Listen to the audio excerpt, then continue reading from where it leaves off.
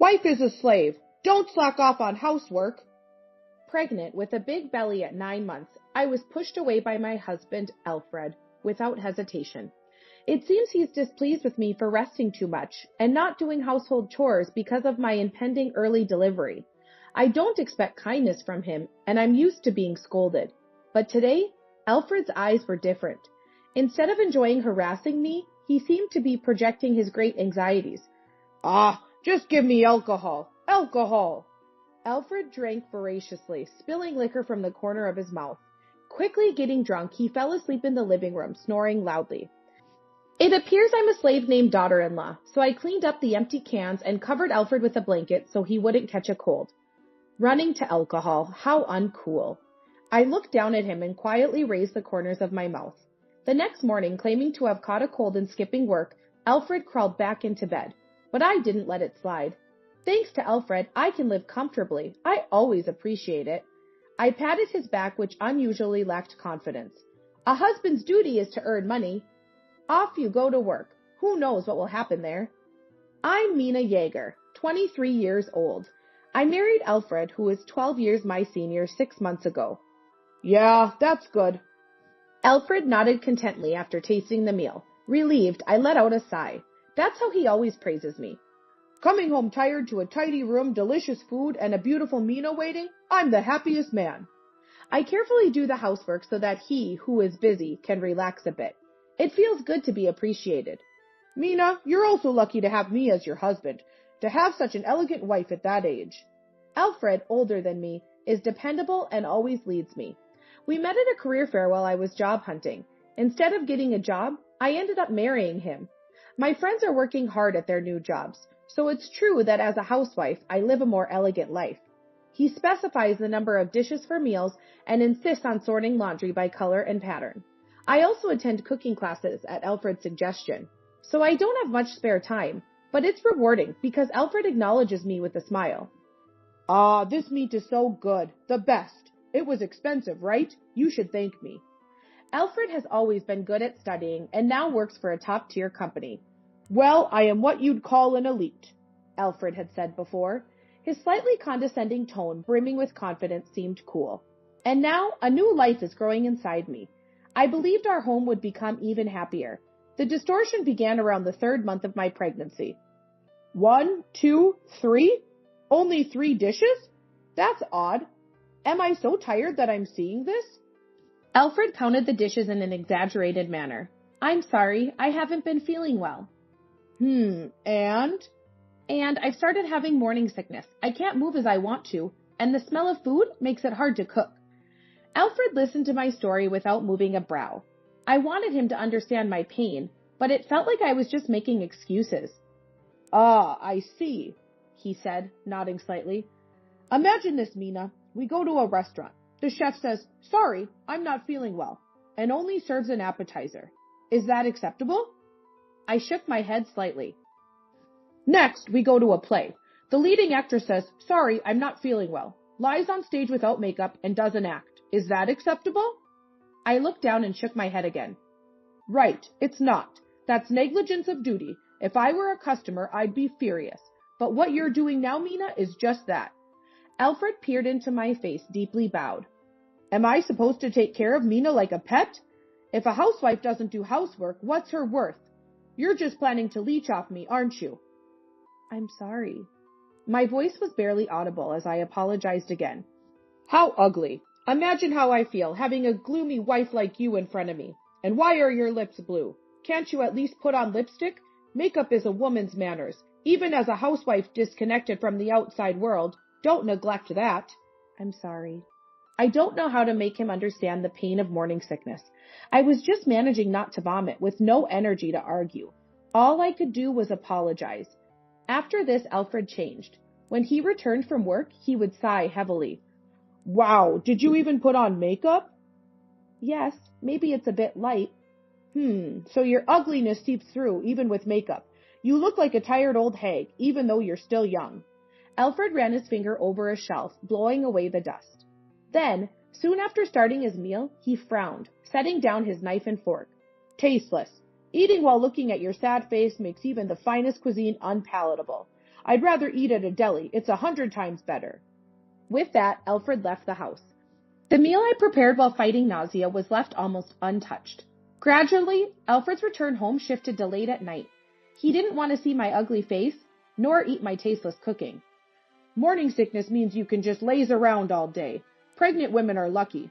Well, I'm grateful to have to eat out because our home is so uncomfortable now, Alfred said. This wasn't the happiness I had envisioned. No matter how late it was, I always greeted Alfred when he came home. That was all I could do, so I did it desperately.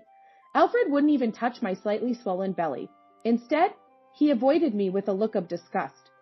Welcome home. There was no reply, just a click of the tongue. He swiftly passed by, his scent provoking a strong wave of nausea.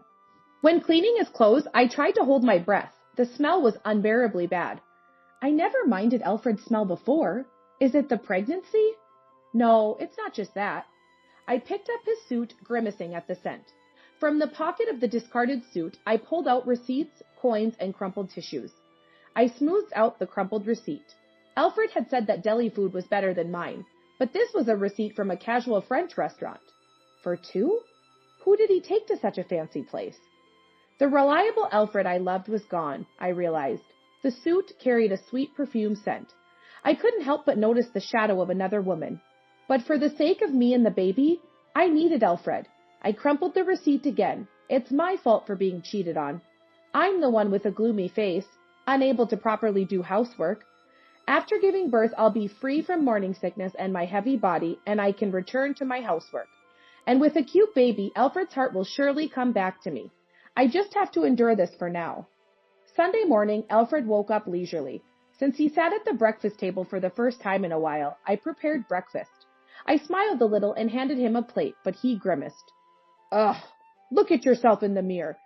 I had already done my makeup and changed clothes. I thought maybe my mascara had smudged, but that wasn't it. No, you've gained weight. Not just your face. Your whole body shape has changed too much. My face instantly heated up. I don't usually talk back, but this time I couldn't help it.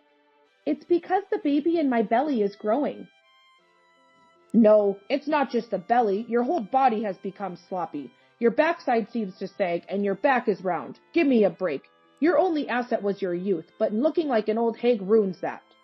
Alfred sighed and lazily drank his coffee. Where did my young cute Mina go? Alfred scrutinized me from head to toe. Do you know why I married you, Mina? Because you were young and cute. That's it. And you were obedient and domestic. The perfect wife. But what about now? You don't do housework and you've let yourself go. It's like fraud. I opened my mouth, but no voice came out. Alfred, becoming more emboldened, berated me further. Youth fades away, and I regret choosing something so fleeting. I thought Mina, who respected me, was cute at first, but I guess independence was also necessary. I once wanted to be employed and independent, but it was Alfred who strongly opposed it. You don't need to work, just marry me. At work, there are people who take maternity and parental leave. They don't whine about morning sickness, they work normally. And recently, a single mother joined. Impressive, huh? Raising a child alone. That's what being a working adult is. Understand? As he spoke, nausea overwhelmed me. Unable to hold back, I rushed to the bathroom. His words pierced my back as I left. Running away. Must be nice not having responsibilities as a housewife. No matter how much I vomited, the sickness didn't subside. Eventually, Alfred stood behind me. Seeing me crying and suffering, he just scoffed. Disgusting. Without Alfred, my unborn child and I couldn't survive. I had to endure. I repeated this to myself over and over. My tears wouldn't stop. Underestimating me, Alfred's attitude worsened by the day. Late-night returns were still better than his repeated overnight stays without contact. Yet he'd say, even if I might not eat it, you should prepare my meal. I work hard and wear myself out at work. Don't slack off on your simple housewife duties. On such days, he'd still leave restaurant receipts for two in his suit pocket. Enjoying lovely dinners with someone else and then coming home to torment me was insane. But I couldn't live without Alfred. I chanted this unconsciously, but stopped as my belly tightened. Soon, the pain eased, and I felt a push from inside. The first kick. I, too, am becoming a parent to this child. I can't just rely on Alfred. It was the moment I felt parental responsibility. But working and becoming independent during pregnancy was difficult. I did housework without upsetting Alfred and took care of him when he returned, saying, "Welcome back from work." With my morning sickness easing, I could manage more housework. "Please enjoy your meal." You actually made food? As a wife, that's expected. But you must be lazing around during the day. I'm working so hard. How I envy you. I wish I could be pregnant too. "Thank you for everything," I said, eyes downcast. Alfred looked down at me with satisfaction. Although he still seemed to enjoy himself outside, things were superficially peaceful. But this peace didn't last long. I developed a condition that threatened preterm labor. I avoided hospitalization, but had to rest at home, unable to even do minimal housework. I just lay there, passing my days looking at my phone or tablet. Fortunately, Alfred rarely came home, which was a relief.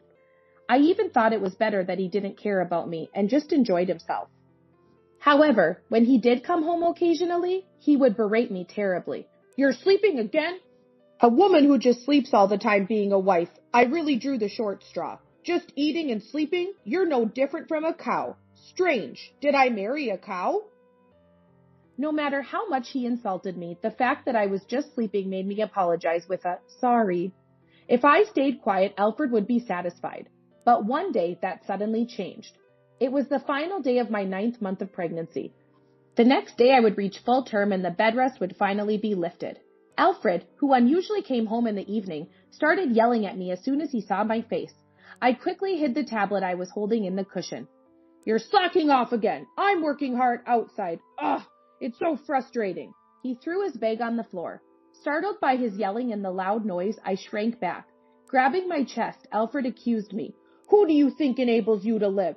I'm not working to feed a lazy person like you." "I'm sorry. Thank you for everything," I managed to say with a trembling voice. "What's your job? Housework, right? Why are you sleeping? You should work properly too. Seeing you slacking off irritates me." "I'm sorry." I didn't expect any kindness from Alfred and was used to being scolded. But today's Alfred seemed different. Instead of enjoying harassing me, he appeared to be projecting his great anxieties. He looked like he was just bluffing. "Don't be so spoiled. Think about your position." I was pushed to the floor. Pointing at me, he shouted, "Wives are slaves. Don't slack off on housework." Unable to contain his anger, Alfred punched the wall several times. Just give me alcohol. Alcohol. Spilling liquor from the corner of his mouth, Alfred drank heavily. Soon he was snoring loudly in the living room, apparently drunk quickly. Since I'm supposedly a slave named wife, I cleaned up the empty cans and covered Alfred with a blanket to prevent him from catching a cold. Running to alcohol. How uncool. Looking down at him, I quietly raised the corners of my mouth. The next morning, I woke up Alfred in time for work, but he just drank a glass of water and went back to the bedroom. "Hey, Alfred, aren't you going to work?" When I asked softly, Alfred just groaned. Alfred is usually good with alcohol, and last night he seemed to have fallen asleep without drinking much. He didn't look too sick for a hangover. "I'm taking a day off," he mumbled into the blanket. I quickly checked his neck for a fever. "No fever, huh?" "Shut up. I have a cold. My throat and head hurt. I'm going to have a fever soon." He shrugged off my hand and covered his head with the blanket. "Okay, I'll make oatmeal then." If my husband claims to have a cold, it's my duty as a wife to make oatmeal. I quickly prepared it and offered it to Alfred. "Eat this, then go to work." "What? I said I'm taking the day off," he replied energetically. "No, you can't." Faced with my smiling self, Alfred frowned, frozen. Last night I cleaned up the living room he had messed up, being mindful of my health. Though feeling heavy, I was working as a wife. So I wouldn't allow Alfred to skip work. I do the housework, Alfred works. Thanks to you, I can live. I always appreciate it. Alfred fell silent, looking puzzled. I patted his back, which seemed to lack his usual confidence. "A husband's duty is to earn money." Then I forced him to get ready and headed to the station, pushing him onto the train. I held onto his arm to make sure we didn't get separated. "Come on, we need to hurry so you're not late." "What? Why are you even coming with me?" "You said you're feeling bad, right? I'm worried, so I'll come too. Plus, I'll do some shopping near your office. Don't mind me." I intended to make sure Alfred didn't skip work and pretend to go to the office. "I'm not feeling bad anymore. You can get off the train." "That's good to hear, but I said I'm going shopping, right?" "Why go so far? You can shop near home." In the crowd, Alfred seemed too drained to yell. Making unnecessary detours and walking slowly, he seemed off. Despite his futile resistance, we arrived at his office. We were a bit past the start of the workday. Worried about Alfred's tardiness, a man came out to greet him at the company. "Hey, Jaeger, you're late. Executive hours, huh?" The man was older than Alfred. Alfred was completely cowed. The man's mouth smiled, but his eyes were sharp and intimidating. Once caught by those powerful eyes, there seemed no escape. He firmly grabbed Alfred's arm as he tried to back away. "Get inside, quickly." Alfred looked terrified, as if being dragged into a den of beasts. Seeking help, he reached out to me. Mina. "Please work hard," I smiled kindly. Alfred was shaking, unsettled. "Mrs. Jaeger, right? Thank you for bringing Jaeger here. We have an important discussion. Would you like to join us?" "Yes, of course." In the conference room, Alfred tried to make himself as small as possible in a pipe chair. The man introduced himself as Alfred's direct supervisor. There was also an older man showing clear anger, and a sulking woman. "Jaeger, anything to say?" the supervisor asked in a low voice. Alfred looked down in silence. "If Jaeger won't speak, let's talk about what we know. Despite having a family, you've been quite close with Miss Simmons from your department." Miss Simmons was the sulking woman. "The company doesn't usually reprimand an employee's affair, but first, how about apologizing to Mrs. Jaeger?" Alfred glanced at me, biting his lip. With pride as high as Everest, Alfred couldn't possibly apologize. An affair? What are you talking about? I have no idea. It must be a misunderstanding." Alfred's voice was barely audible, trying to defend himself. No one believed his words. "Then look at this." I presented several photos. Pictures of Alfred and Miss Simmons intimately close. "What?" Alfred was astonished. Looking back and forth between me and the photos, he seemed to ask how, making me almost laugh. "Yesterday, everyone at work found out about your affair, right? You came home like you were fleeing. I wondered what you'd do the next day and beyond. How long were you planning to skip work with that childish lie about catching a cold?" Alfred's eyes widened so much they looked like they might fall out. "I was the one who reported your affair to the company." Alfred was speechless, opening and closing his mouth like a fish. Alfred was hardly ever home, and I couldn't get out of bed even if I wanted to. So I had plenty of time to sneak a look at his tablet. It took some effort to crack the password, but it turned out to be his birthday. Typical of self-loving Alfred. The tablet, synced with his mobile phone, had unlimited access to photos and messages. Completely underestimated by Alfred, I was getting the better of him, his face turning red. He spat at me, not caring that we were at his workplace. "Are you kidding me? You involved the company over a mere affair?" "I just reported it since the other party seemed to be a colleague." "And you think you'll get away with this? Now that the affair is out, I'll face a pay cut or demotion. You realize that means less income, right? Even you'll be in trouble, especially with a baby on the way." Using the child as leverage now, when he never showed interest, was despicable. But I remained calm. I acted precisely because the baby is coming soon. "Wives are slaves, right?" I can't imagine this moral harassment stopping once the baby is born. I don't want to raise a child in a home where it's normal for the mother to be abused. No chance a moral harasser and cheater like Alfred will change and become a good dad. We don't need a dad who's a detriment. I want a divorce before the baby is born. Alfred, rejected by a wife, no, a slave, was frozen again. I always thought Alfred was a confident and composed adult, but under pressure, he couldn't even make a decent excuse. The disparity from his usual cool demeanor was pathetic. "It's only natural Mrs. Jaeger would give up on you. Now, let's have our discussion." An older man spoke up.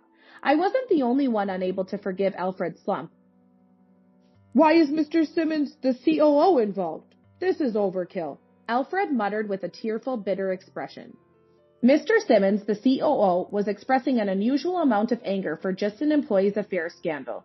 "You dare to mess with my daughter." "What?" Alfred exclaimed in shock. After looking around, Alfred realized, Simmons. Wait, Miss Simmons' father?" Yes, Mr. Simmons was the father of Alfred's affair partner. I couldn't just settle for a divorce. I reported the affair to the company.